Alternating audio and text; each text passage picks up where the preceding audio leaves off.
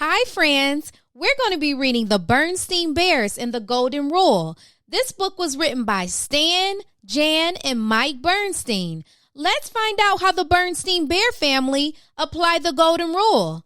If you have a copy of this book, go ahead and grab it. We're about to get started.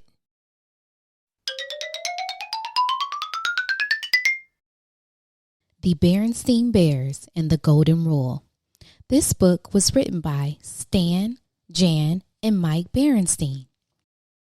When Sister Bear received a beautiful golden locket for her birthday, she was surprised and pleased. It was shaped like a heart, and it had her name on it.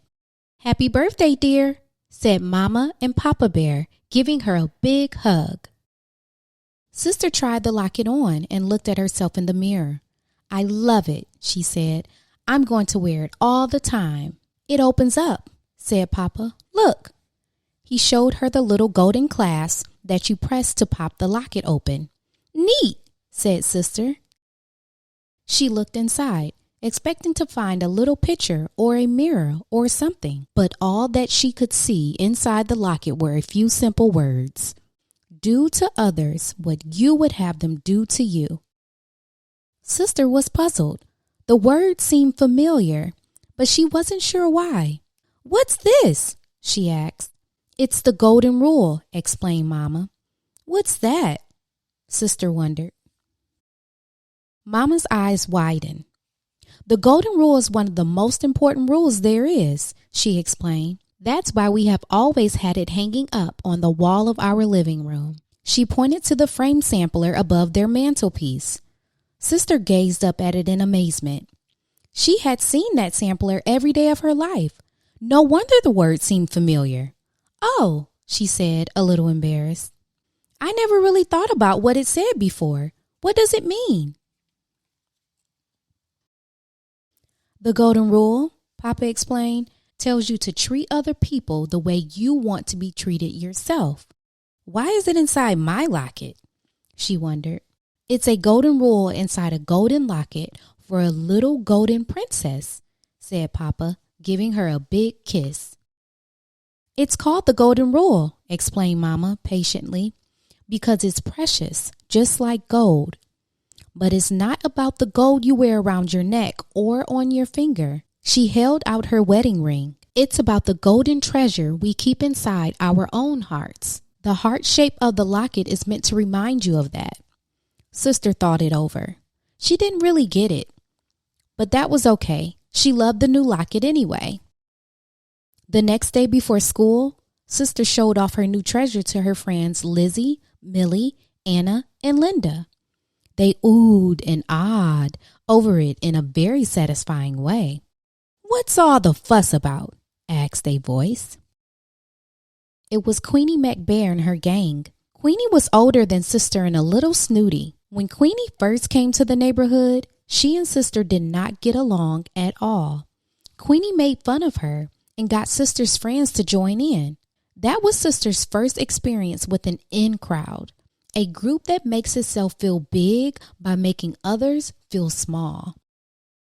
"Oh, hi, Queenie," said Sister. "I was just showing the kids my new locket." Over the years, Sister learned to get along with Queenie, but they never were the best of friends. "Let's see," said Queenie. She looked the locket over. She was not impressed.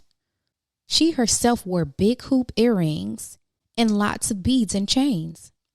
"Cute," was all she said as she walked away with her friends. Queenie still had her own in crowd. They were a group of older girls who liked hanging out together and acting cool. Mostly, they spent their time painting their nails and giggling about boys. That was okay with Sister. She had her own group of friends to hang out with, but it never occurred to her that this might be any kind of problem until the new girl came to school.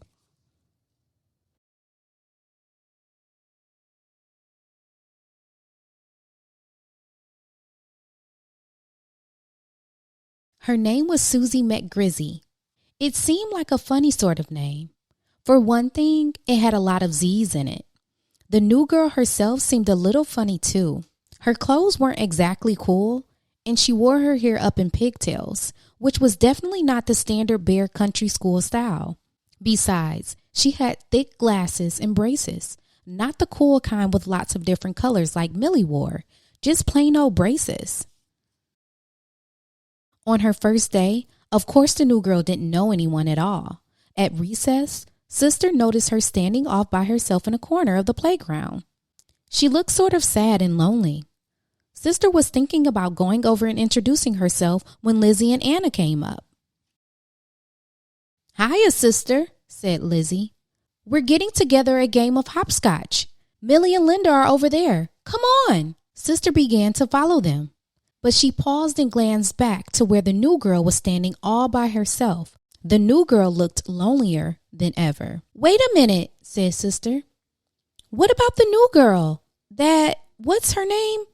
The one over there. Maybe we should invite her to join in. She looks pretty lost and lonely." The other girls were surprised. "Susie Woozy Face?"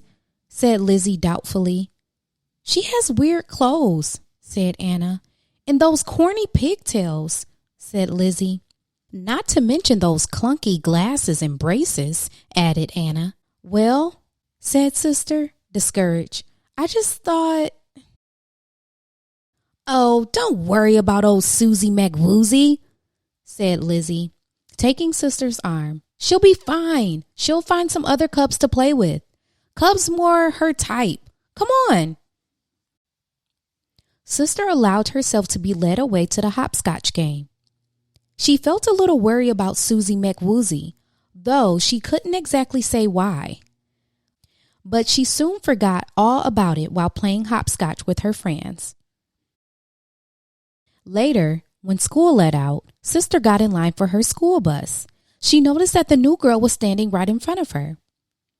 She was going to say hi, but then Lizzie came up behind her, and they started to talk. They went on talking as they got on the bus. Susie McGrizzy sat right behind them. Sister and Lizzie went right on talking together. Sister played with her new locket as she talked, twirling it around and around in the air. When the bus came to her stop, Sister gathered up her things to get off, but she felt a soft tug at her arm. It was Susie McGrizzy. She was holding something out to Sister. "Here," she said shyly. "You dropped this." It was Sister's new locket. "Gee," said Sister, "thanks." It was all she could think of to say. Sister climbed off the bus and watched as it pulled away. She could see Susie looking back at her from the window. Sister hung her locket back around her neck. What if Susie hadn't noticed her drop it? It might have been gone for good. Mama was waiting for Sister as she climbed the front steps. "How was school today, dear?" asked Mama. "Oh, okay, I guess," sighed Sister, dumping her school bag on the armchair in the living room. She glanced up at the framed sampler of the golden rule over the mantel. Somehow, the golden locket hanging around her neck felt heavier than before. That evening at dinner, Sister was unusually thoughtful. She picked at her lima beans and stared off into space. "A penny for your thoughts?" said Papa as he fed Honey Bear. "Huh?" said Sister, looking up. "Oh, I was just thinking about the golden rule inside my locket," she explained. "I don't really get it. What's it supposed to mean?" "Well," began Mama, "let me give you an example. Do you remember that trouble you had when Queenie first moved to town?" Sister perked up and paid attention. She remembered it all too well. "Do you remember how Queenie started an in crowd but kept you out and made fun of your clothes and hair bow?" Mama asked. "Do you remember how badly you felt?" Boy, did she ever. Sister started to feel hurt just thinking about it. Her lower lip began to quiver and a tear came to her eye. "All the golden rule is saying," Papa continued, "is that you shouldn't turn around and do the same sort of thing to someone else." He paused to scrape some mashed potatoes off Honey's chin. "You should always treat other people the way you would like to be treated yourself." But I would never do anything like that, said Sister. Besides, I don't have an in crowd. Oh no, said Brother, who had been taking all this in. What about Lizzie and Anna and Millie and Linda? You play with them all the time, but I never see you asking anyone else to join in. That's different, protested Sister angrily. I'm just playing with my friends. We're not trying to keep anybody out. Of course not, dear, soothed Mama. I'm sure you and your friends would never dream of keeping other cubs out of your group. Sister Bear grew very quiet. Now that she thought it over, she wasn't quite so sure. Not so sure at all. The next day at recess, as soon as Sister came outside, she looked around the playground for Susie McGrizzy. She soon spotted her, sitting off by herself under the big oak tree at the edge of the schoolyard and reading a book.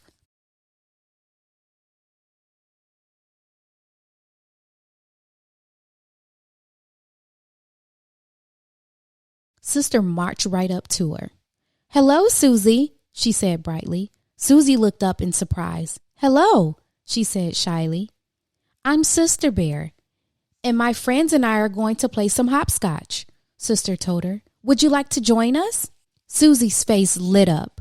Oh, I'd love to, she said with a big bracy grin. I love hopscotch.